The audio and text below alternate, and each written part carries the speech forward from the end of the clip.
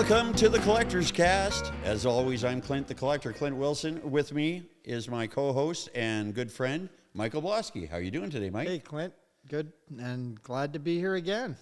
Hey, well, we're always glad to be here talking about things collectible and collecting and just the wide variety of things that people collect.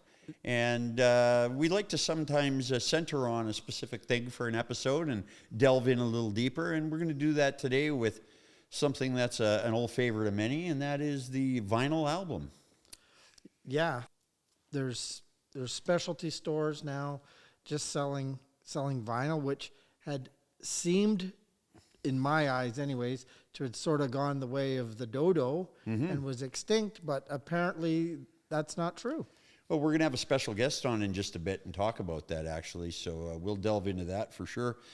What I like about vinyl and why I personally collect record albums is it's my favorite medium for playing music, not just because it's the era of the music that I love, but it's the album covers themselves. And I've got a few with me that I'll talk about here for a second. Just the size of it is perfect for artwork. And anybody from my era remembers lying on their stomach in the living room listening to records and reading the lyrics inside. One of the examples I brought here, this is a recent find. We were talking about recent finds in the episodes, and this is something, when it comes to recent finds in albums, I've got about 20 or 30 that are fairly recent. But this was my second to last Zeppelin album purchase, actually, because I've got Coda since then.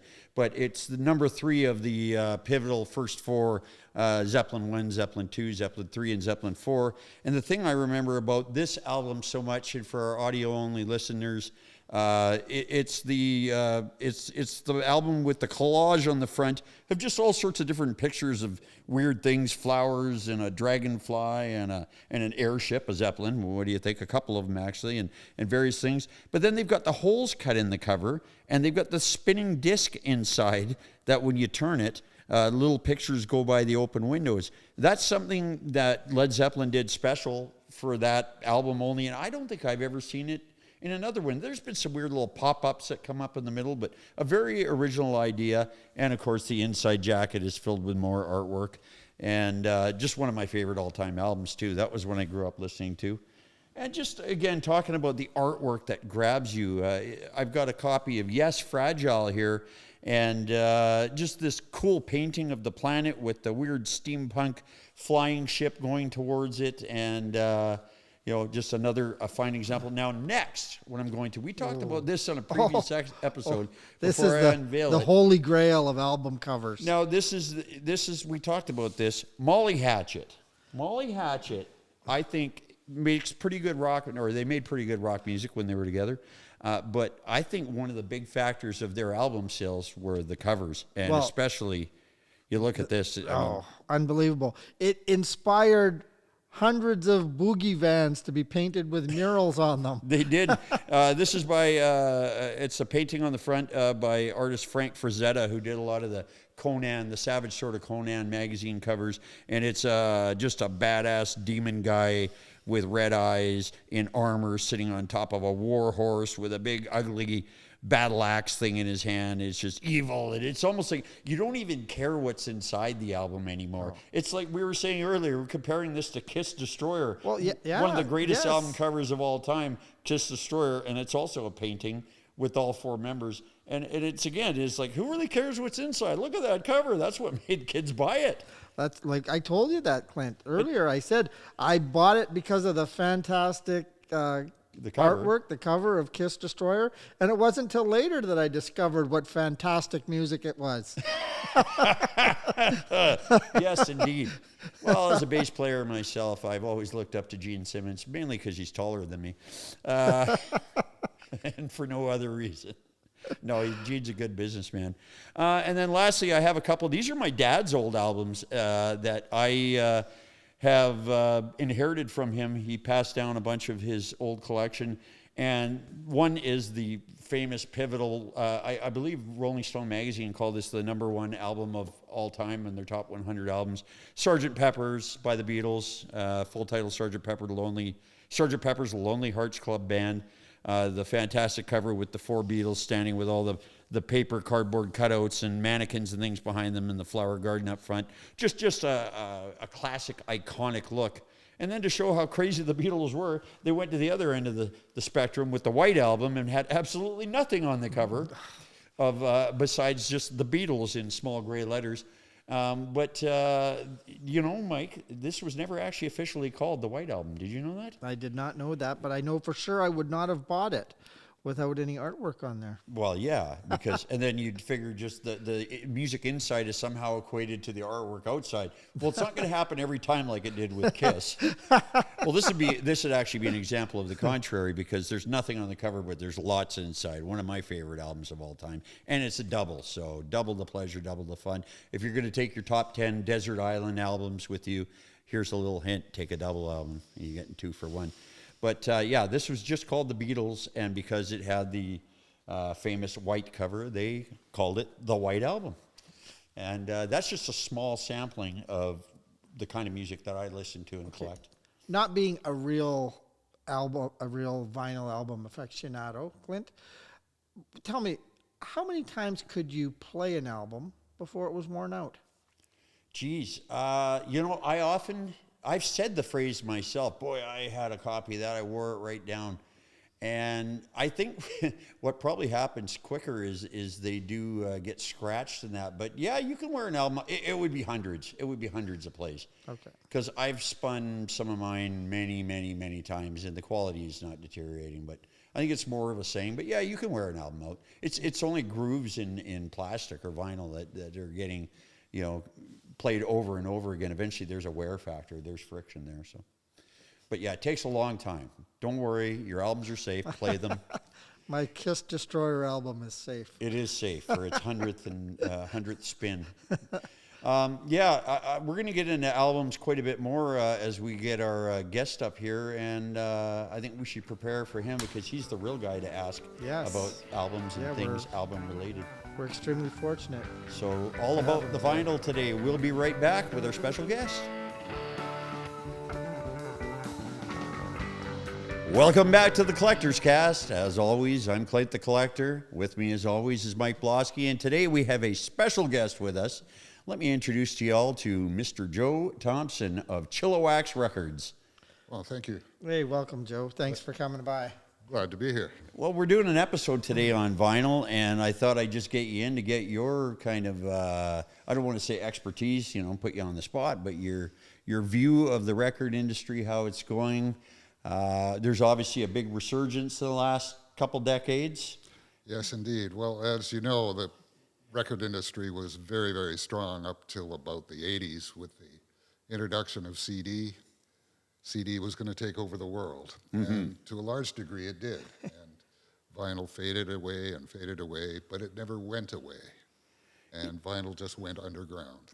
Yeah, that's what you were saying before. I said it actually kind of went away for a while, but you said it never did. There was always people producing vinyl throughout. Always, and used vinyl took on a life of its own. And recently, in the last 5 or 6 years, vinyl has just taken off. There's new people discovering it every day. And that's how you make your livelihood. Indeed. So how long have you been down there on Wellington Ave? Well, the store's been there about 7 years. My wife and I just bought it 2 years ago. Oh, okay. Ironically, we bought the store March 1st of 2020 and closed it March 15th. Due to COVID. Yeah.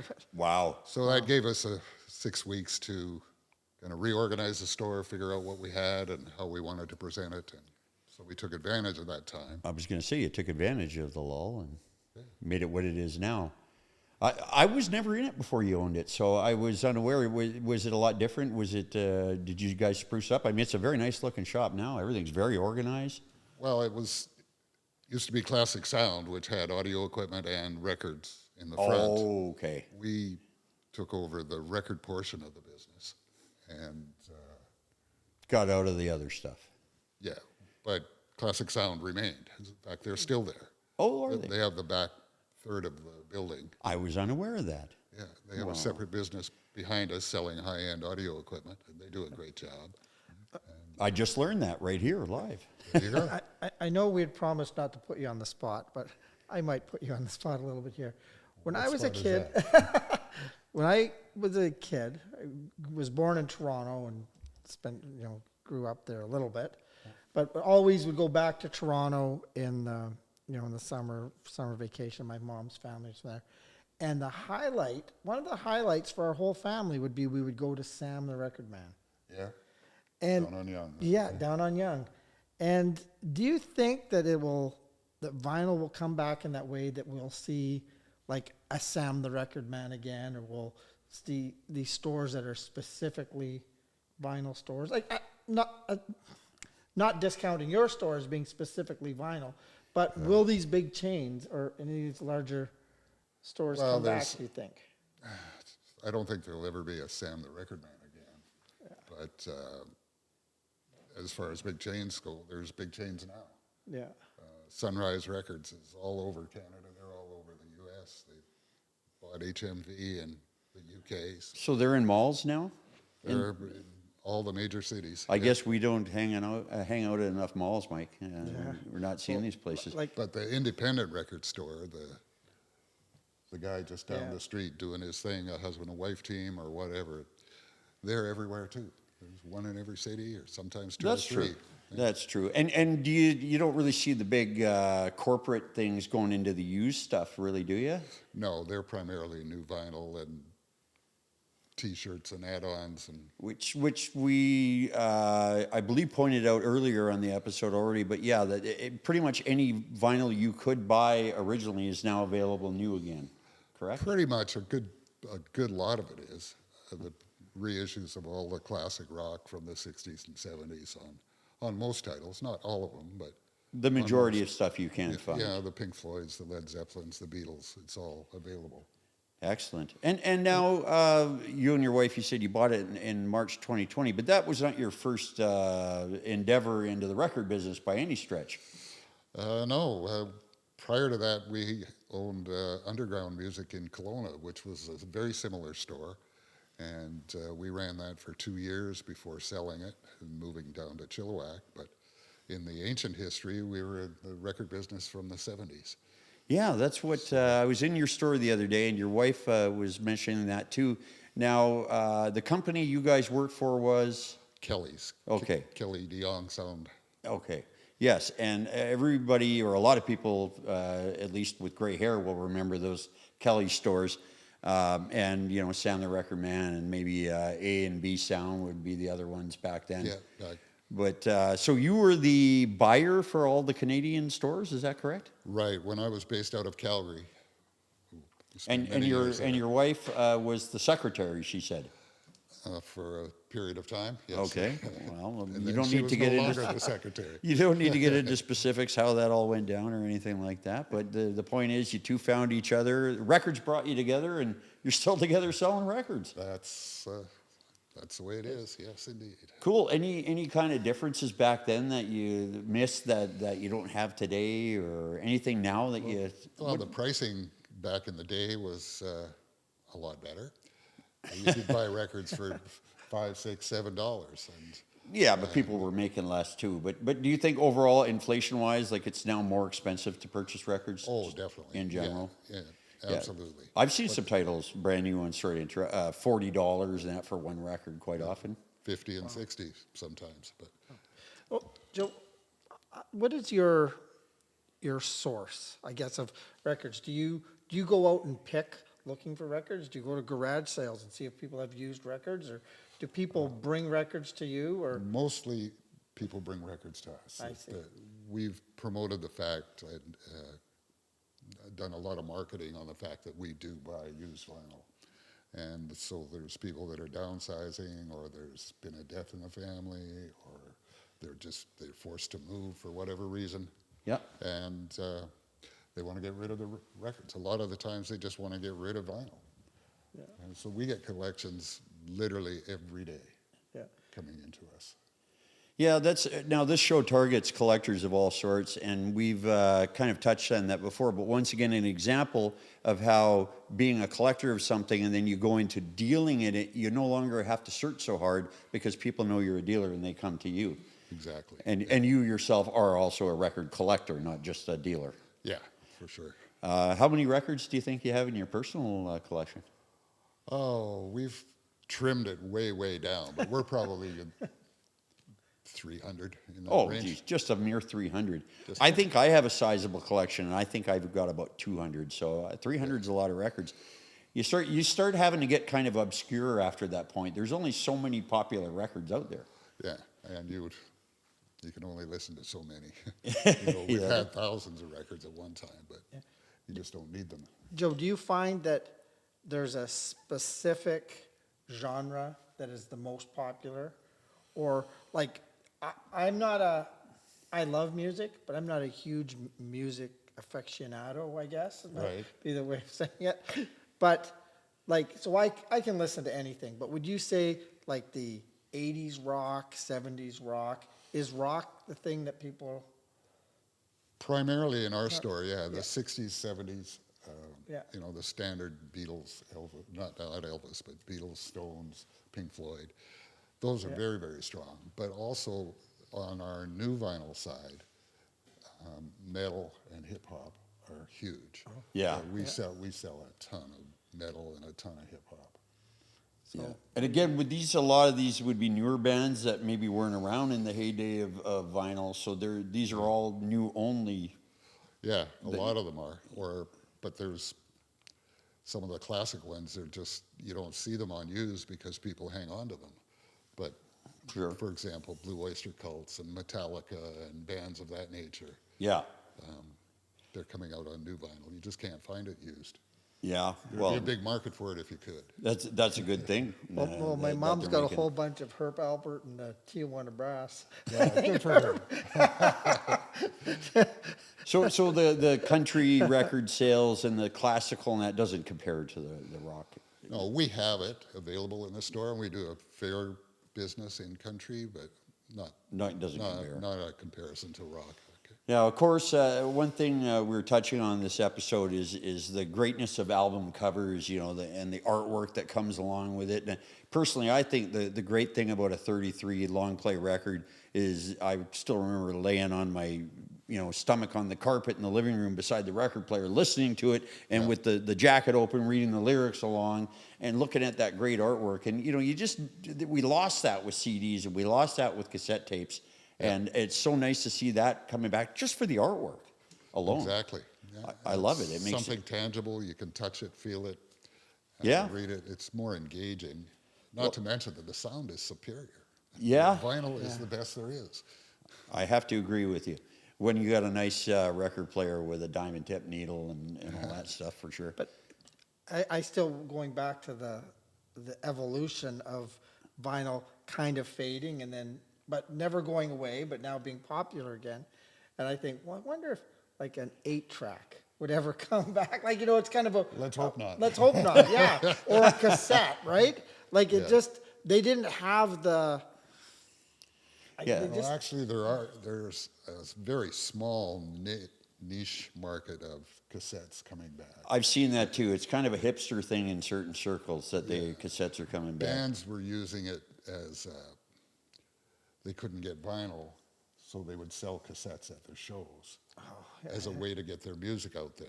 My band has 2 albums out, both on CD. That was the way to do it, and we'd like to press vinyl, and we are going to do vinyl eventually, I think. But it's nice to hear that so many bands are doing it again. It gives me hope. It gives me hope for the future, for sure. Exactly. Sorry, go ahead. That man. was just another thing I wanted to, because like I said, I'm not extremely knowledgeable. Is it now, are we at a point with vinyl again, that say a popular band or a pop singer or someone or like that would be putting their album out on vinyl? Absolutely.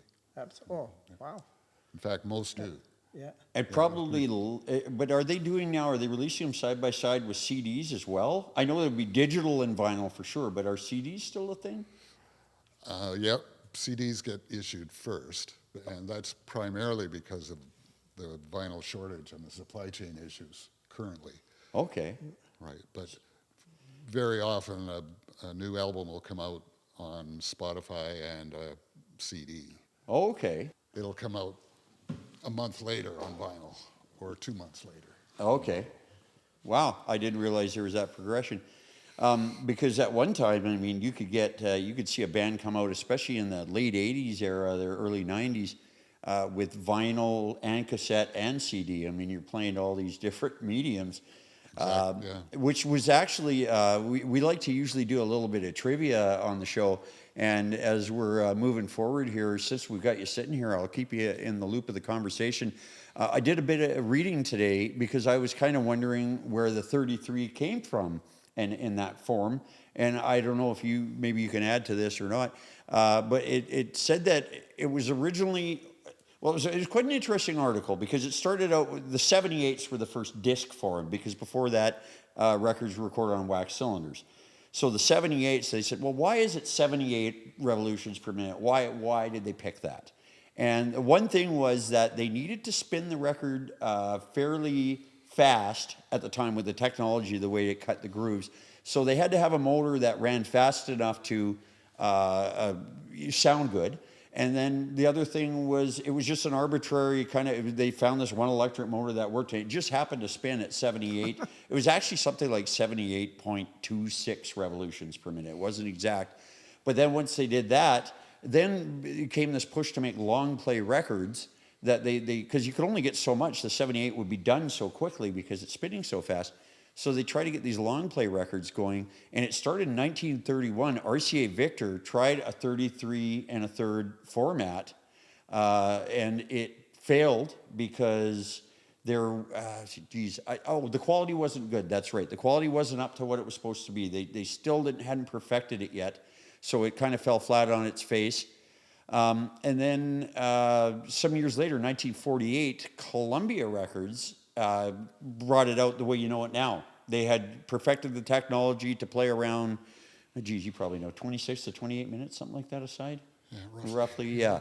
And they kind of the 33 we know today. And I actually did find out what the first, what do you think the first 33 record ever was that was put out? I already gave you the date, 1948. I would have never guessed it. I wouldn't know. It's a classical record. It was Mendelssohn's Concerto in E minor, I think. But anyway, but this time when when Columbia Records rather came up with the 33, they turned to their competition, RCA Victor, and said, "Hey, we'll give you this technology for free. Let's all put them out together, and then we'll unify the format." Mm-hmm. And RCA Victor at first said, "No. We've got this new thing, this 45 technology they were doing." So they brought out the 45s, and at one point, like we were just talking about how a band was doing record and CD and cassette, musical outfits were putting out 78, 33, and 45 all at the same time for these competing things. And what they found that it did was it dropped record sales overall as everybody kind of waited for the waters to level and for it to find its... to find the winning format. Yeah, exactly. And then what happened in the 50s, well, here's the trivia question. What would happen in the 50s that kept 45s around? 33s did win the overall. Well, actually, they also made multi-speed turntables, was another thing that made it easier. But do you guys know what happened in the 50s that made 45s have a big resurgence and stick around for many years? Radio and jukeboxes. The second one was right on. Jukeboxes, absolutely. Jukeboxes came in huge. Wurlitzer was putting them in every diner and ice cream shop across the country, and 45s were suddenly on the way. So then it kind of got accepted that 33s would handle the albums and 45s would be the single song format. So I just found that interesting. But again, the 33, Fascinating history, yeah. the 33 is my favorite. So, because, well, I'm lazy and I don't want to get up and change the album every 2 seconds. We used to be able to stack them. Yeah, with that arm, that would drop stack them. them with the arm, right? Yeah. And would drop them one You by put one. the little plastic thing in the middle of the 45. Yeah. Well, you know what? I think that's probably about everything we were going to ask you today, unless there's something you want to add. What are your hours down at Chilliwax Records? We're open 10 to 5, Tuesday to Saturday. There and you go. 11 to 5 on Sunday. Okay. You go down there and you get some good old-fashioned old vinyl. Yeah. And new stuff. If you can't find your old stuff, I buy both personally. I'm one of them guys. It doesn't bother me so much to not have the original. Oh, that's one last question I was going to ask you. When you hold two side by side, Sergeant Pepper's or whatever it is, a new and an old, other than wear and patina, can you tell, is there something printed on them that tells you, is there a date or something somewhere on the cover that tells you? No, They're not like, usually. they're Sometimes usually if pretty, it's a reissue, there is, but generally not. You can't. There's a way of telling by the run out number on the inside of the disc, but oh, so they can be really, you could get fooled by them then. So you could, but you know, Joe doesn't. No, I'm not saying you do, but I'm saying that the average shopper might get fooled between an original and a new one, and there are price differences sometimes. So, and sometimes the new one's more expensive. Yeah. Anyway, well, I really appreciate you coming out and talking to us Oh, today. thanks for having me. Joe Thompson Thanks, for Joe. Chilliwax Records.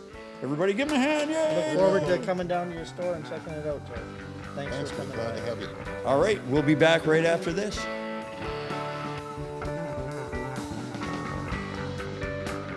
And we're back. Welcome back to the Collector's Cast.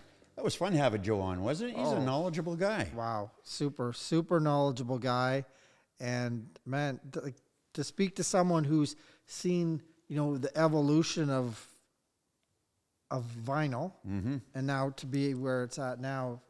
No, he mentioned Awesome. he mentioned that high-end stereo place doing equipment out of the back of his store, and then you said off camera after we went to the break that you wanted to find. Well, I call these a coffin stereo, but I don't know if they're going to have one of those. Well, I know it's like everyone's my age. Their grandparents had one, or their parents had one. It looked like a coffin. like a coffin, like a table, and then you'd lift the top up, and there'd be your record player. Instead of in there, grandma and being in there, speakers it would on be, both it would sides. be grandma's record player in there. Had a radio, and you'd open up one of the doors, and your albums would go in Yep, there. and the speakers were built in. If any of our listeners have one that they'd like to sell, Yeah, get a hold of feedback at thecollectorscast.com, and we'll sell it to the highest bidder, who might be Mike. yes, I don't know how many albums I'm going to play on it, but it'll be a good place to stack stuff on. And you can do the if one of those things probably has the three settings too, the 45 and the 33 yeah. and the 78. So I don't know. Maybe if I find an old enough one, it'll have one of those ones that spins the wax cylinders too, the old Edison cylinders. It maybe plays your 8 tracks at the same Listen, time. I just want Ka-chunk. something. I just want something so I can play my Kiss Destroyer album. There you go. Your Kiss Destroyer album. We're back to that, are we? One of the things that has been stuck in my mind talking to Joe there is about the newer bands of today that are still producing vinyl. And one of the bands that I'm buying, they were they stretched across both eras. They came in kind of around the CD takeover, but I still buy their vinyl, and it's all new, is Primus. And for those who don't know who Primus is, they're a 3-piece, they're classified as funk metal, but their founder, leader, bass player, and lead singer, Les Claypool, is one of my heroes. And I actually just had the pleasure of seeing them live at the Orpheum Theater the other night, and got to do a little Q&A meet and greet with Les and ask him a question, and it was pretty fun. Wow. Yeah, And it was a funny question, too. You were pretty excited. What was the question? What did you ask him? I know. We want to hear. Okay, well, first thing, it was like a Q&A, and they had a mic there, and it's like people could take turns asking questions, and nobody was asking anything. There was a lull, and I was afraid they were going to take the band away. So I walked up, and I said, listen, this is probably the stupidest question you're going to get asked today, but if I don't ask it now, I said, I'll never know the answer. And they go, okay, shoot. So I said, well, about 9 years ago, I was driving down Highway 101 in Northern California, coming down towards the Golden Gate, towards San Francisco. And I remember saying to my wife at the time, this is right around where Les Claypool lives. He lived in the same small town in Northern California that Tom Waits lived in. Tom Waits was another guy we were talking about earlier today. And I said, wouldn't that be weird to see him in traffic or something? And then, like magic, all of a sudden this motorcycle pulled up in the lane beside me with a guy that was about Les's height and build. He's kind of a tall, lanky guy, about 6'2", and he always wears shirts with no sleeves, and he doesn't have any tattoos. So it's kind of odd to see a guy on a bike with no sleeves on his shirt and no tattoos. And here's the other weird thing. He was wearing a full-face helmet. I know I see guys on Harleys with full-face helmets and that. But I said to the band, I said, so we're driving down there. I see this guy, and I turned to my wife, and I said, that's him. That's Les Claypool. And she was like, well, how do you know that's him? I said, well, easy. He's not concerned about safety. He's not wearing a freaking leather jacket. He's just wearing a full-face helmet, and that's because he's famous, and he's trying to hide from the public from getting recognized. And so I looked right at him. I said, so Les, do you ride a black Harley with a full-face helmet ever? And he looked right at me and he said, I do not. Well, I mean, I was, well, could you lie and tell my ex-wife that? No, I just said, no, he said, he goes, I'm not allowed to ride a motorcycle. I don't think his wife wants him out on two wheels or something. That's what I gathered from it. I don't know for a fact, but he said his exact words were, I'm not allowed to own a motorcycle, or not allowed to ride a motorcycle, I think.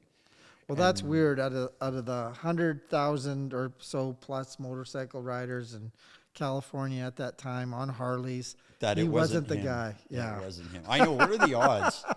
What are the odds? that's a good one. But the other cool thing about that Q&A session was that he said to the people in general, we happen to be in the Orpheum Theater, which is an awesome concert venue. I've seen plenty of concerts there, and I love the place.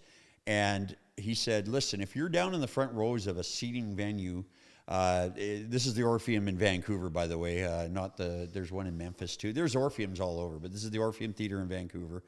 And he said to the crowd there at the Q&A, listen, if you're sitting down in this theater seating, I'm not even going to look at you. If you're in the front row and I see you seating, I can't look at you. It saps me of my energy. It drains me from, he's out there playing a high energy show, and people are sitting there with their arms crossed watching. He just did, the last couple shows, there was people doing that. He goes, so if you want more out of the band, give more, kind of thing. Uncross your arms. So, yeah. So I looked at my buddy, Chris Jenkins, who was with me, and I said, the gauntlet has been thrown. As long as they're standing, we're standing. I had front row tickets, and I did not sit in my seat the entire show. I stood up, and I rocked out at the stage, looking at Les, 20 feet away from me. Wow. And he actually came around his mic and played right in front of the stage for a little walk. I think it was a little reward for us giving her. And, yeah, it was a fun time. But And here's my question. Oh, yeah. Are they on vinyl?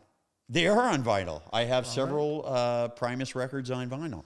Another thing yet to collect. Anyway, I think we've covered vinyl pretty thoroughly today. We're going to do some other subjects coming up. In fact, we'll be right back next week with another one, and it's a big one. It's actually 3 subjects in one. Just wait and see.